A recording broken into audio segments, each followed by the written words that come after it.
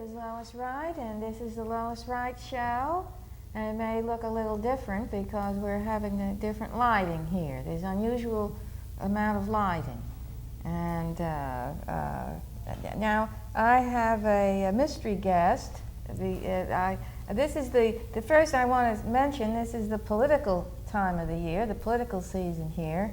And there was going to be political people on, but this mystery guest, it has to be a mysterious person that would, it was an emergency. The other people, these political people couldn't go on, and only a very, it takes an unusual person at the last minute, practically just last night, through a very mysterious grapevine network, I was given the name, the very interesting name of Joanna Vanderbeek, and I hadn't heard that name before, and I didn't know Joanna Vanderbeek, but through this network, so to speak, I was given this name, and she was this mystery guest. She was.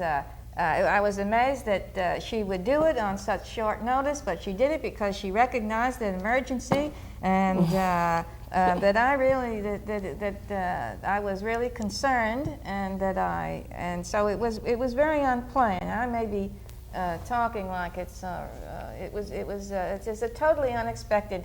And I don't usually have a mystery guest. Usually I know who they are. I may not know them, but exactly, but I know who they are, and this and that a week ahead of time. Anyway, last night I heard on the radio that the flying saucer landed in Russia, and I don't know. The flying saucer landed in Russia last night. That was in all the papers. That was October 9th Yes. that the flying saucer landed. So I don't know whether I have a flying saucer guest or not.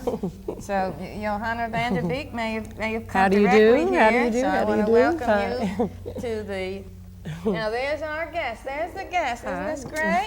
So welcome to the Thank set. you. Very nice to be here. And I went to the appreciate it. bargain box this morning and got my mysterious headpiece for the show. Did? You got yes. the bargain box? My favorite place is the bargain box and the East Hampton dump. And I am very political about the dump, or I should be more political about the dump, because I think that I'm an artist and I use a great many objects, found objects there. And I think it's a wonderful source for many of the artists and for a lot of people in the area for building recycling supplies. And if I were more political, I would really try to see if they could prolong leaving the dump open for recycling, not just the tent that they set up there, where you can go and recycle clothes and objects, and you can find wonderful things there, but to recycle the upper section of the dump where they have wood supplies and all sorts of fantastic things that artists can reuse that people don't think of putting under the tent. So I am very political. True. Today I'm political. Good, because it's a political season, and I don't know, I think they all had to be at a AARP meeting, or this or that, or else they were afraid to go on. Maybe that was it. Because they know I read palms and do the tarot cards, and they might think if I read their palm, I might say reveal something, or I might do the tarot cards and say you're not going to win. Oh dear, or something of that yes, sort. Or you yes. have it's not such a good outlook. I had two courageous politicians on. I mean, they are courageous when they come on an unusual show like this. Sure, that's absolutely true. This is natural for me to come on this. So that's. But you're right about the artists and the recycling, because I like to paint and create things. And all your wonderful objects that you have here, too. I find things like those fans, absolutely. and then I paint the eyes on them. I find things, and you're right about that area where people may not think that this is valuable, but an artist, it would be ideal for an artist material to use. It's really a sacred spot. It's Absolutely. a sacred spot. I think it's the high point. I have a T-shirt that says East Hampton Dump. Oh, wonderful. I really do appreciate that place. Plus yard sales and the what exactly bargain is box. happening there with that dump? Well, they have a large tent that... I saw that on the video. But what happens is there's a whole bunch of old characters who sit there like vultures, and the moment someone brings something there, they descend on it and usually take the whole box and put it in their car secretively, and then they just go through things and take what they want, and really make it very difficult for other people who are looking. And they just sit there waiting like vultures for these new things to come in. Well, what, like vultures? Well, can't you have a guard or anybody? No, I don't think they could afford that. But it's also very interesting where they have this huge tent. But people will come, drive their car up, dump things out of the car and drive away. Nothing is put under the tent. So then the rain comes and it's just a big muddy mess with everything swirling around, and it's quite, I mean, I like it. It sort of offsets what's happened to East Hampton, all the chic boutiques and everything. Yeah. And this is a little bit of reality, all that mud and all that stuff swirling around. It's really a collage. What exactly do you think can be done about this? What's your solution? Well, I think also the recycling of bottles and cans and papers, that they have begun somewhat there. We all have to have our conscience raised a great deal about the importance of recycling and the importance of, what do they call it, the source where people manufacturing things will overpackage. I just bought a head of cabbage, which is beautifully packaged itself, wrapped in about a yard of saran wrap. And that was totally wasteful and unnecessary. And I save all of the plastic for the day that we can recycle plastic.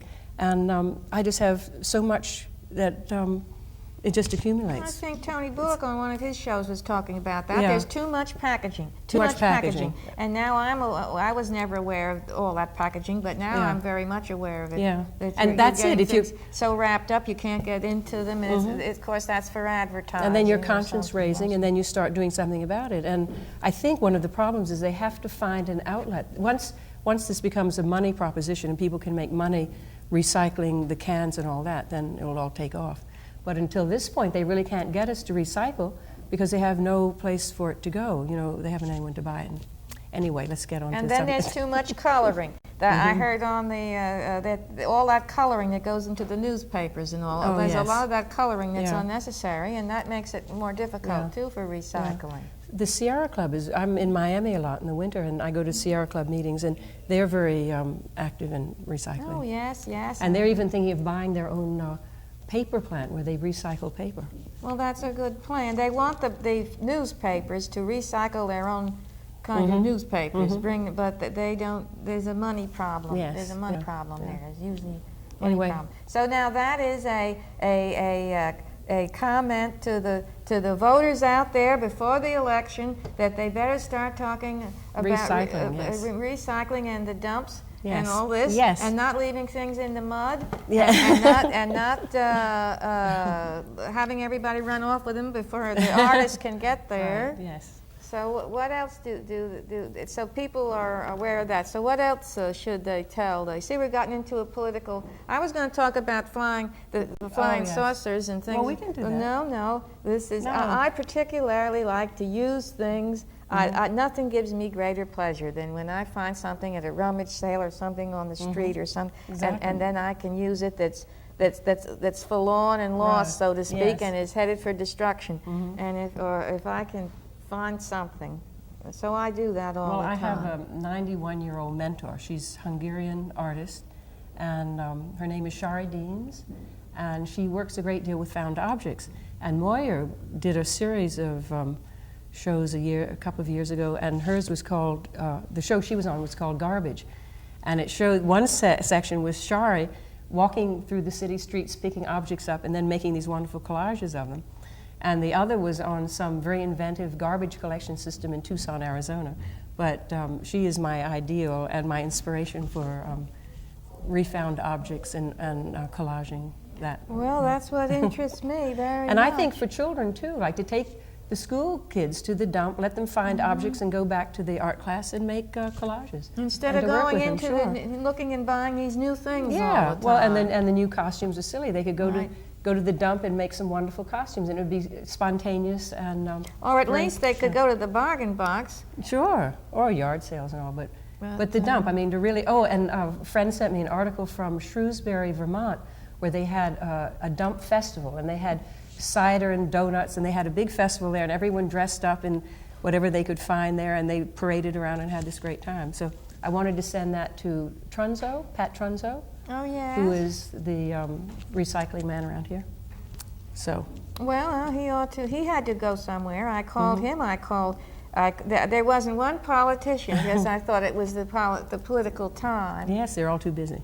Well, now you're telling the voters what to do.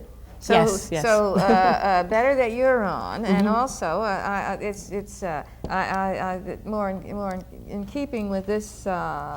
It's better. And so, what else do you think that they should do? You say that Pat Trunzo is very involved in this in a positive way. Yes, he's head of the recycling. He's really been doing something. Now about this has not altogether. I got not. Well, I entirely. think we could be more aware of it. Everybody could be more aware of it. Well, there's a message for it. Yes, that's it. Now what else? What else is wrong? Well, politically, I was Well, just now going to let's talk about my about dreams. you for a Yes, change. We yes. don't have to talk about the dump heaps the whole time. Yes. This is awful, talking about the dump heaps so long. Yeah. And I was, you are a mystery. Just I'm an artist, and I work with found objects, and also I'm very interested in roadkills, and I have found a swan that had been shot by somebody. And I have a beautiful pheasant someone just brought me, and I skin these birds and use them in my artwork. And I also found a wonderful black racer on the side of the road that had been hit, and I put everything in the freezer immediately. What do you mean a black racer? Well, it was What's a that? beautiful snake, a long black snake. Oh my And goodness! so I put it in the freezer, and then I went to the foundry last year in Southampton and cast this beautiful snake. So I have a bronze snake, and now I have another one in the freezer. And he's gorgeous, and I keep thinking I'm going to wear him to a cocktail party. He's all... Well, I'm glad you didn't wear him here for a prop. Well, you see, now this is a very kind person when they like all kinds of animals, including snakes. I'm not that kind. Well, the snake is I'm very not that, symbolic. Nice. You know. I know the doctors wear them No, on their it's symbolic of lapel, with the little it's insignia. very important in all kind of cultures, the snake. Oh, I yes. know. Yes, and we the should all- feathered snake, too, the yes, Egyptian, or is yes. it the Inca feathered snake? Yes, and all well, the that? birds developed from reptiles. Birds, they realize that now. And so the feathers were the scales, and the scales developed into feathers. Yes. And it's beautiful that in so many of the primitive cultures, what we call primitive, is the snake bird. Like the Mexican have that. Yes. Yeah. So I think it's wonderful. So you put this in your artwork, you Yes, say. uh-huh. How do you Yeah. do that? How do you do that? First it's in the Well, freezer. It's in the freezer. Then I thaw them out and I skin them. And it's like taking a little jacket off. You just cut it up the front and you just open it up and take the arms out. So this is a meaty section. Anyway, I should really take a taxidermy because I just do it on my own.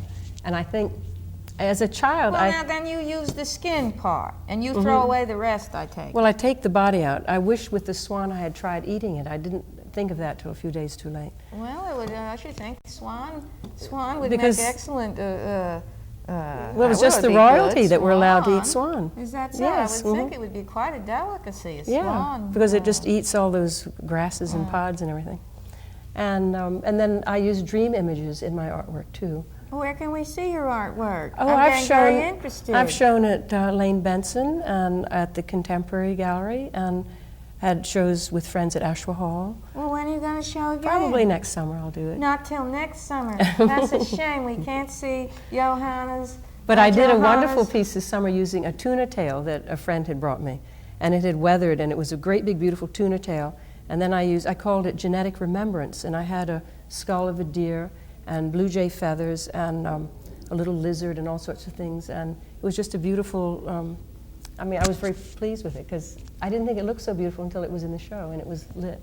Well, I was proud you of it. must have been like a magic person in a past I think I life. was, a Because- shaman. Yes, a shaman, because they understood and appreciated and used these matters and parts and particular areas in And the a power. very positive, powerful way to work magic. Well, I And think you leaves have must power and shells have power. Everything Everything has has power, but you're able to recognize it and tap into it, which is what the people surrounding the shaman might understand that, but still they don't have that power that is congenial with the power that you're working with, and you're able to direct it and understand it. I just went to the Southwest. I was in New Mexico, and I went to Zuni land, the Zuni reservation, and came upon a ceremony, a ritual of some Indian men, and it was the 5th and last harvest ritual. It was like blessing for the harvest,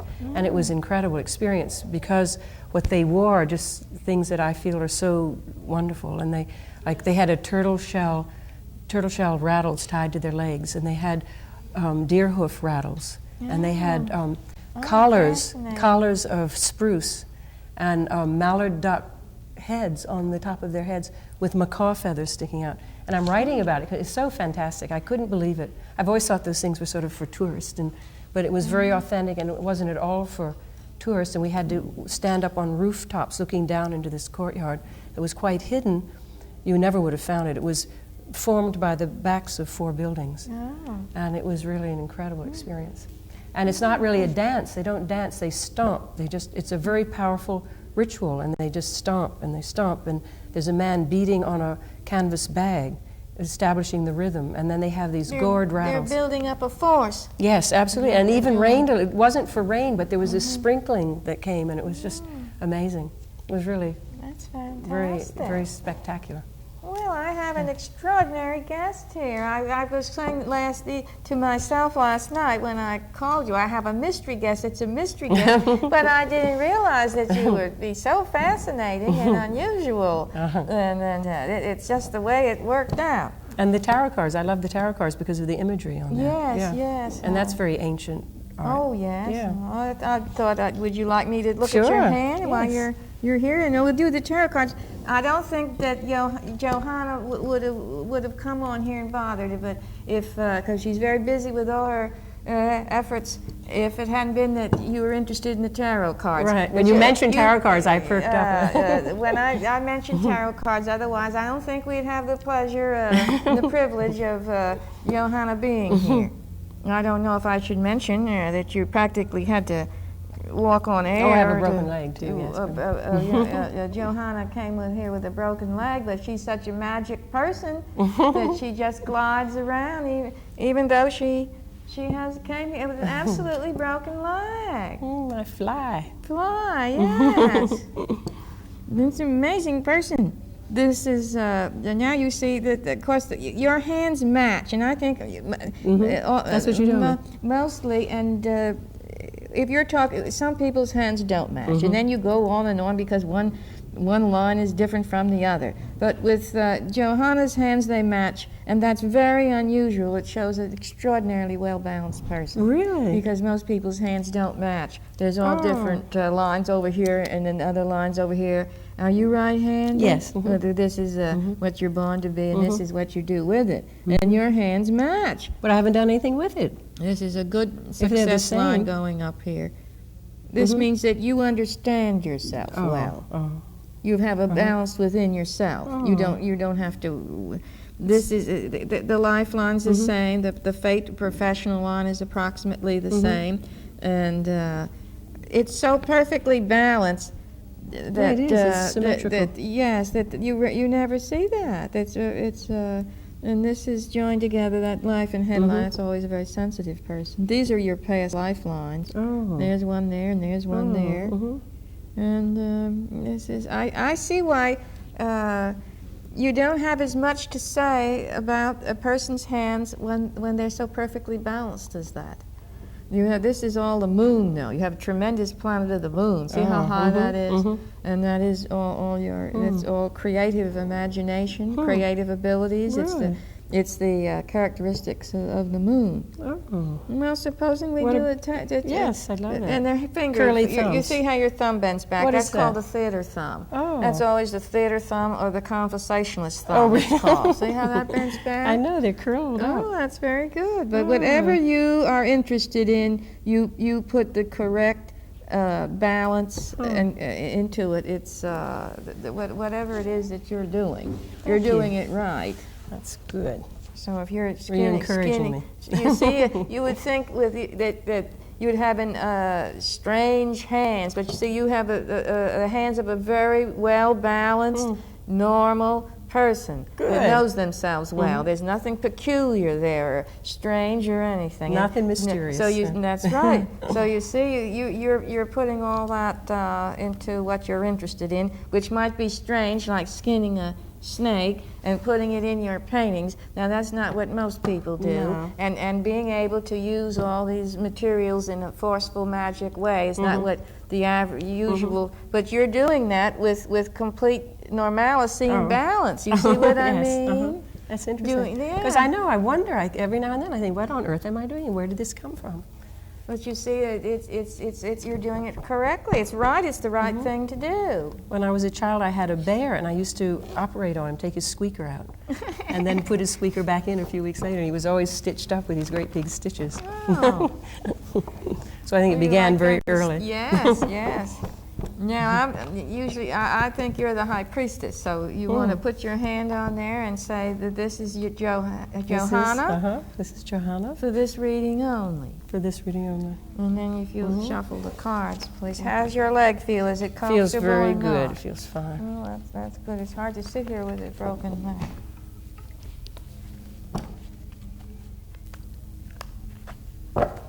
Now you make 3 packs to the left with your left hand, please. I don't know if the camera's going to pick up the cards or not. Then you shuffle each pack once each will be fine. This is getting toward the time that I don't know what. This is toward Halloween. It is my favorite time of year, yes. Mine too. And they're having a big party here at LTV. A big benefit, a Halloween benefit that I'm looking forward to. Yeah. The World card. Now this is a close-up. Because you know your hand is you. That's your blueprint. And it never changes. But this goes on all the time, changes. I don't know how much time we have. I'm going to put down a long reading just because I don't know how much time we have. Sometimes I get a... I use the Rider deck. You know, I have all these different decks. Tarot card people collect different decks, but... And this is the Rider. I like this deck. I like these images a lot. Ooh, I've never seen this one. Well, it starts off. It's part of the Celtic cross, of course. Yeah, you're not. Well, that's because you're not out and around, perhaps as much with a broken leg. This means you're not leading other people as much as you could. Johanna is. You should be. See, that's a light of illumination, and that hermit never means the physical hermit. It means the hermit of the mind. Well, I was looking forward to my broken leg because I could do all sorts of projects sitting down that I never hold still to do. So, well, when will you be able to? In a few weeks. Oh, good. Then you can hold up the lantern of truth more again, because this is where a person leads other people. After they don't have to think like the group and the crowd. That's why it's a hermit of the mind, and not the hermit out in the woods, so to speak. And you certainly are an original mind. You certainly. But then you're interested in holding up this light of truth and leading others in this, and I certainly hope you do. But this means you're paying attention to detail. You see, you're just... That's what I'm doing sitting down. That's right, you're doing this. See, that's when a good. person is being practical here and doing this. I don't know whether we ought to ask how'd that happen? How did what? I wish I could say something wonderful, but it just happened very, going out of, I just tripped, that's all. Well, that's... I said I was lassoed by an Indian, but that's not true. This is the Sun card. And I'm the Sun. Oh, I don't believe it. Now, you see, I don't believe it. Now, Terry Welford. Welcome back, Terry Welford. Terry Welford's a producer and a camera person with Barbara Hotchkiss-Posner here. But Terry Welford's been away all summer, and this is their first time back in some time. Welcome back. But she tells us that we only have 2 minutes. How can we only have 2 minutes? I was even going to do a long reading. Maybe you can do that after they go off there. Well, I'll tell you, you have the Sun card backing you up. And you see the Sun card, it goes perfectly with Johanna. And I'm a Leo. And she's a Leo. So that's absolutely correct. If there's no other cards here, you don't even look at any other cards here. What about that? That's your upper conscious and subconscious, although in the Celtic cross they called it above you and below you, not meaning an undercurrent way of thinking. And what is that? This is you're ready to make a strong thrust on something, but Terrific. It's not quite ready yet. Okay. Not quite. I'll have to quickly turn these over, and then they'll probably fade out. Queen of I just want to Swords. say this is Joanna Vanderbeek Beek. again. Say that again. Joanna Vanderbeek. Joanna Vanderbeek here, because they may just, and I want to thank Sue Bullock, the director, and Jack Ritchie, because and Mary Miller, because they may just just cut us off. Of course. Because we're already. Oh, that's love. That's the Ace of Cups. Oh, goody. That's you have the Sun card, and this is Ace of Cups.